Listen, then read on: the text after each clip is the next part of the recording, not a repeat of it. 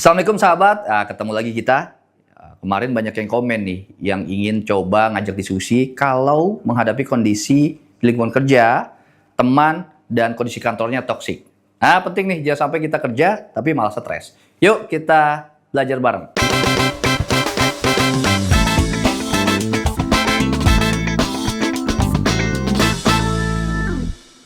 Yang pertama, kenali polanya.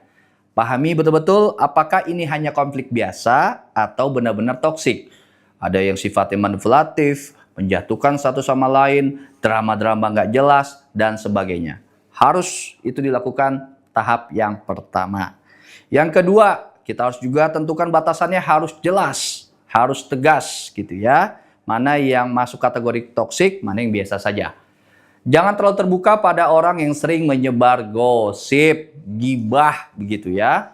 Pada orang juga yang sering mengkritik tanpa alasan yang jelas, sangat subjektif. Atau marah, mencari-cari kesalahan atau masalah. Nah, kalau ketemu orang-orang begini, lebih baik kita menghindar. Ya, para sahabat ya. Gak usah ditemenin deh yang begini ya, khawatir malah membawa ketidakbaikan buat kita. Yang ketiga, kalau ada drama-drama di kantor, di lingkungan kerja, itu yang melibatkan teman-teman kerja juga. Kita, cara positioning, lebih baik jangan terlibat drama-drama tersebut. Itu ya, hindari pergunjingan atau konflik yang kita anggap nggak perlu. Kita fokus saja pada kerjaan kita, pada apa yang harus kita selesaikan, pada output yang sebaik-baiknya, yang optimal mungkin. Kita tampilkan performa yang terbaik, hindarkan hal-hal yang tidak berelasi pada hal tersebut. Selanjutnya, profesional. Nah, itu perlu dijaga selalu. Jangan sampai karena kondisi seperti ini malah menurunkan tingkat profesionalitas kita di dunia kerja. Segala hal yang kemudian hadir harus kita balas dengan sopan dan netral. Jangan ikut-ikutan dalam satu kubu dan sebagainya. Reaksi emosional juga jangan terlalu tidak terkontrol ya.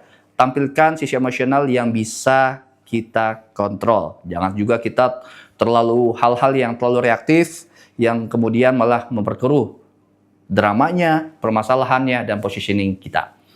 Selanjutnya, bangun lingkaran yang positif. Artinya kita juga membangun relasi pertemanan yang sehat. Ya, pastikan siapa yang menjadi teman kita, siapa yang berada di lingkaran kita itu memang membawa manfaat yang positif. Kita cari rekan kerja yang sangat suportif dan bisa diajak untuk kolaborasi pada hal-hal yang produktif, hal-hal yang positif, dan tentunya membawa kebaikan buat kita semua. Catat hal-hal yang penting juga menjadi hal yang perlu juga kita jaga ya. Bila kemudian ternyata terjadi kondisi-kondisi yang melibatkan kita, adanya fitnah, sabotase, atau lebih ekstrim lagi, ada pelecehan, baik verbal maupun fisik. Dokumentasikan dengan baik sebagai barang bukti. Ya, baik secara langsung maupun tidak langsung. Via WA, email mungkin, atau yang secara langsung kita juga harus bisa buktikan dengan mungkin kita cari keterangan dari saksi yang melihat dan sebagainya. Ini penting untuk menjaga diri kita. Jadi hal-hal yang luar biasa ya, ini sangat merugikan buat kita pastinya. Yang nggak kalah penting adalah bangun relasi juga dengan atasan dan HR. Kalau kondisinya sudah betul-betul sangat mengganggu, sudah tidak bisa ditoleransi lagi. Mengganggu kinerja kita, produktivitas kita, sampai mengganggu ketenangan kita. Nah, ini penting juga supaya atasan dan HR atau SDM sebagai perwakilan perusahaan juga memahami kondisinya dan bisa menyelesaikan masalah saat ini dan bisa mencegah ke depannya jangan sampai terulang. Tidak hanya terhadap diri kita, tapi terhadap teman atau lingkungan kerja kita yang lain. Kesehatan mental, nah jadi hal yang penting kita harus jaga para sahabat ya. Jangan sampai toksitas ini membawa pada kehidupan pribadi kita. Ya, jadi kalau lagi stres menghadapi kondisi ini, mungkin baiknya sebelum kita sampai rumah ya kita coba relaksasikan dulu diri kita. Jangan sampai nanti permasalahan ini juga ke bawah sampai ke rumah, begitu ya. Entah ngopi, ngobrol, atau aktivitas lain yang bisa membuat kita lebih tenang, lebih rileks.